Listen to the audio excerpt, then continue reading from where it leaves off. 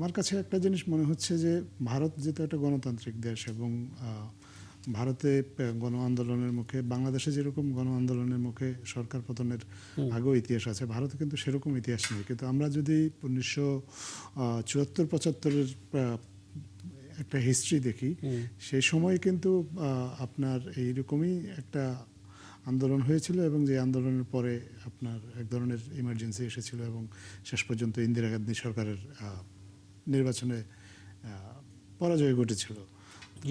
সরাসরি সরকার পতন না হলেও এই এই আন্দোলনটা শেষ পর্যন্ত ভারতের যে বর্তমান যে সরকার বিরোধী জনমত সেটাকে কতটা প্রভাবিত করতে পারে, বা এইটা কি আসলে শেষ পর্যন্ত মানে হয়তো বিক্ষোভ সহিংসতার রূপ না নিলেও জনমতকে প্রভাবিত করে বর্তমান বিজেপি যেভাবে আসলে ভোটের বাজারে এককভাবে আধিপত্য বিরাজ করছে, সেটা কি পরবর্তীতে কোনোভাবে এফেক্টেড হতে পারে কিনা, এরকম যদি বলতেন। জি, একটা বড় দেশ, তো এখানে একটা বিভিন্ন ভাবে বিভিন্ন মানুষ ভাবে। আমি যেভাবে ভাবি আমার পাশের বাড়ি হয়তো সেভাবে ভাবে না। এবং আমি একটা এই ইলেকশনস এর ব্যাপারে দেখেছি লোকেদের খুব শর্ট মেমোরি। আজকে যেটা ঘটছে 6 মাস পরে যদি ইলেকশন হয় তাহলে টোটাল স্টোরিটা অন্যরকম হয়ে যাবে। আর আমি সরি একটু ইন্টারাপ্ট করি, আজকে যেটা ঘটছে সেটা যদি আজকে থেমে যায় সেটা এক জিনিস, কিন্তু আজকে যেটা ঘটছে সেটা যদি কন্টিনিউ করে এবং এটা একটা লম্বা সময় ধরে যদি প্রটেস্টটা বা এ ধরনের চলে, অবশ্যই অবশ্যই আপনি ঠিক বলছেন, আসলে জনমতকে প্রভাবিত করবে কিনা। দেখুন, আমি 2012-তে ফেরত যাব। 2012-তে 16ই ডিসেম্বর একটি মেয়ের, নির্ভয়া যাকে বলা হয়, তার রেপ হয় দিল্লি শহরে, এবং তাতে একটা বড় আপরোর ক্রিয়েট হয়। এবং সিমিলার ভাবে খুব অরাজনৈতিক ভাবে কিছু অপলিটিক্যাল স্টুডেন্টসরা সিমিলারলি এই যেই জায়গা দেখছেন নিউ দিল্লির পুরো পার্লামেন্টের আশেপাশে, সেখানে আমার মনে আছে হবে 16 তারিখ 19 তারিখের ঘটনা, আমি কভার করছিলাম সেটা, সবাই পৌঁছে যায়, টিয়ার শেলিং হয়, প্রচুর লাঠিচার্জ হয়, একদম সিমিলার ইনসিডেন্ট ঘটে 2012। 2014-তে তারা এটা ফলো আপ হয় হচ্ছে আন্না হাজারে বলে একজন সেই প্রোটেস্টে বসে, ইট ওয়াজ ইন্ডিয়া এগেনস্ট কারাপশন। তো ইন্ডিয়া এগেনস্ট কারাপশন চলে, তাতে সেই সময়কার কংগ্রেস সরকার বদলে যায়, সেটা ছিল ইউপিএ সরকার বদলে যায়। তারপরে 2014-তে যখন বিজেপি সরকার আসে অ্যাজ এনডিএ, তখন নতুন রকমের প্রোটেস্ট শুরু হয়। সে স্টুডেন্টদের জওহরলাল নেহরু ইউনিভার্সিটি থেকে শুরু হয় সেই প্রোটেস্ট, সেখান থেকে প্রচুর স্টুডেন্টদের এরকম নাম কানাইয়া কুমার, এখনো আরেকজন আছে, অনেককে এরকম আটক করা হয়, জেলে ভরা হয়, এবং প্রচুর প্রোটেস্ট এরকম একটার পর একটা ঘটতে থাকে।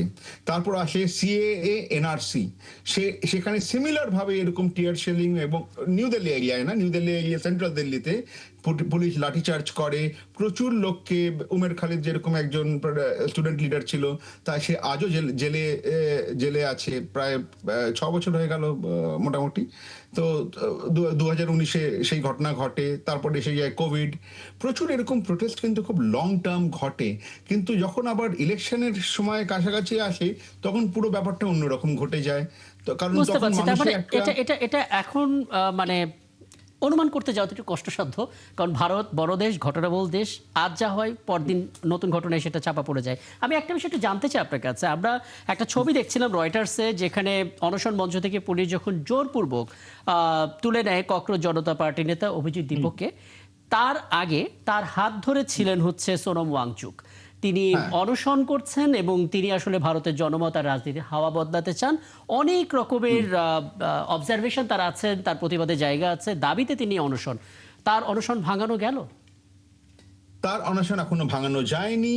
ওনা কিন্তু একটা বড় জিনিস ঘটনা ঘটেছে যে উনি দিল্লি গভর্নমেন্টের যে হসপিটাল, যেটাকে সফদরজং হসপিটাল বলা হয়, যেটা আসে দিল্লি গভর্নমেন্টের আন্ডারে, সেখান থেকে একটা পেটিশন তার ওয়াইফ গীতাঞ্জলি আংমো প্লেস করে কালকে সিঙ্গেল দিল্লি হাইকোর্টে সিঙ্গেল জাজের কাছে, সেখানে সেটা নাকচ করে দেওয়া হয়, বলা হয় উনি সফদরজং হসপিটালে আছেন, ভালো আছেন, আন্ডার অবজারভেশন আছেন, ঠিক আছেন, কোনো অসুবিধা নেই।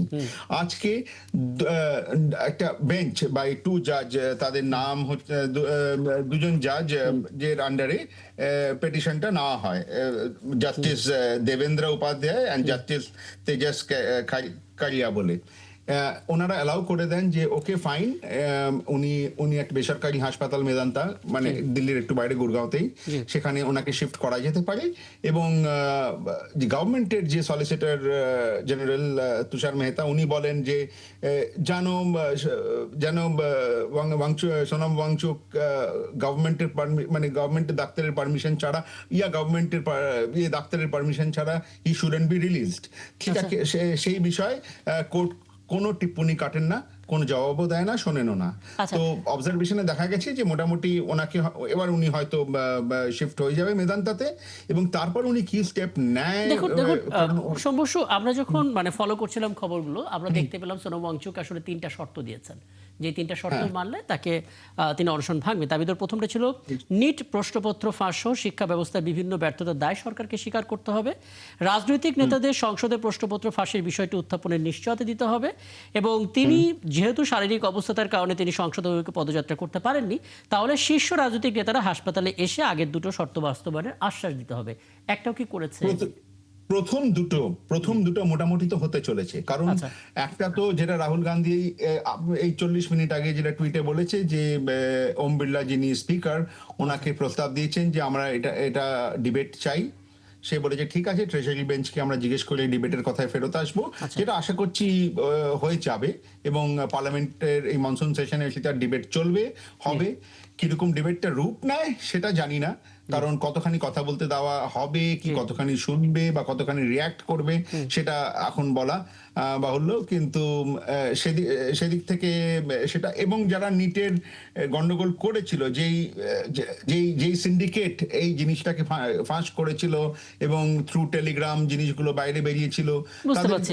সম্ভবত আমার হাতে সময় যেহেতু কম, আমরা আয়োজনের শেষের দিকে এসেছি, আর একটা বিষয়ও আছে সেটা একটু জেনে নিতে চাই। আমরা আজকে খবর পাচ্ছিলাম যখন সিজেপির এই আন্দোলন চলছে এবং বিভিন্ন গণমাধ্যমে পুলিশের যে লাঠিচার্জ সহ নানা কিছু চলছে, তার মাঝখানে খবর এলো যে যুক্তরাষ্ট্র ভারত বাণিজ্য চুক্তি বাতিলের দাবিতে দিল্লি অভিমুখী কৃষকরা এবং তারা হরিয়ানায় চলে গেছেন। আচ্ছা, ওটার কোনো সংখ্যা কি আছে যে তারা দিল্লি দিকে আসবে?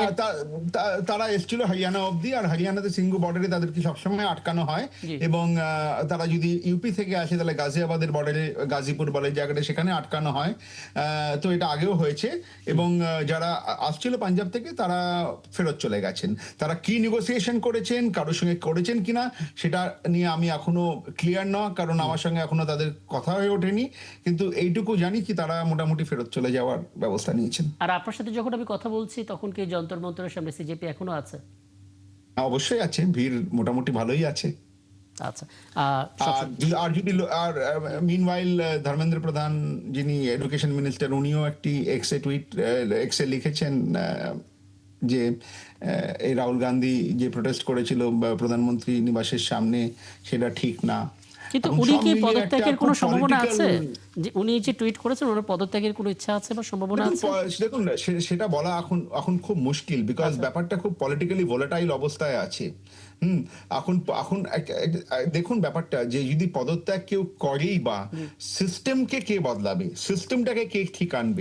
প্রশ্নটা হচ্ছে অ্যাকাউন্টেবিলিটির সঙ্গে how to change the system. আজকে এক মন্ত্রী আছে, কালকে আরেক মন্ত্রী হবে। সিস্টেম থাকলে প্রত্যেক মন্ত্রী একই কাজই হয়তো রিপিট করবে। যদি রিশাফেল হয় ক্যাবিনেট, কখনো ইনি হয়তো থাকবেন না, তখন আরেকজন আসবেন, কিন্তু উনি কি কথা দেবেন একদম যে কোনো দিন এরকম ভাবে আবার সেম ঘটনা ঘটবে না? আপনি খুব চমৎকার বলেন, এবং আপনার কাছ থেকে অনেকগুলো তথ্য আমরা পেলাম। অনেক ধন্যবাদ আপনাকে। এবং সবশেষ আবুল কালাম আজাদ মজুমদার যদি 1 মিনিটের মধ্যে একটা মন্তব্য করেন, কারণ আমরা জেএনজি আন্দোলন শুনলেই চোখে দেখতে পাই যে একটা অত্যন্ত পাওয়ারফুল একটা সরকার মুহূর্তে পতন ঘটে গেল অত্যন্ত যৌক্তিক কিছু দাবির প্রেক্ষিতে, যেটা একেবারে গ্রাউন্ড লেভেল থেকে উঠে এসেছে। আপনি কি দেখতে পান? জেএনজি আন্দোলন বাংলাদেশে এবং নেপালে যেভাবে সহিংসভাবে দমনের চেষ্টা করা হয়েছিল, এখনো তো আমরা ভারতে সেরকমটা দেখিনি। বোধহয় শিক্ষা যদি নিয়েছেন, যদি অভিজ্ঞতা। জেনজিদের শক্তিকে আন্ডারএস্টিমেট করা হয় বা তাদেরকে বলপূর্বক দমনের চেষ্টা করা হয় তাহলে তো এটার একটা বিস্ফোরণ ঘটবেই। তবে আমার মনে হয় ভারতে যারা সরকার পরিচালনার দায়িত্বে আছেন তারা তো বাংলাদেশ এবং নেপালের পরিস্থিতি দেখেছেন এবং এখানে বল প্রয়োগের পরিণতিটা কি হতে পারে সেটাও তারা দেখেছেন। তো জেনজিদেরকে আন্ডারএস্টিমেট করা বা তাদের যে এখন যে সোশ্যাল মিডিয়ার যুগে তাদের যে পাবলিক ওপিনিয়নকে বিল্ড করার যে পাওয়ারটা, এটাকে আন্ডারএস্টিমেট করার মতো ভুল আমার মনে হয় না ভারতের রাজনীতিবিদরা করবেন। আর যদি করেন তাহলে সেটার তো কিছু দায়ভার নিতেই হবে।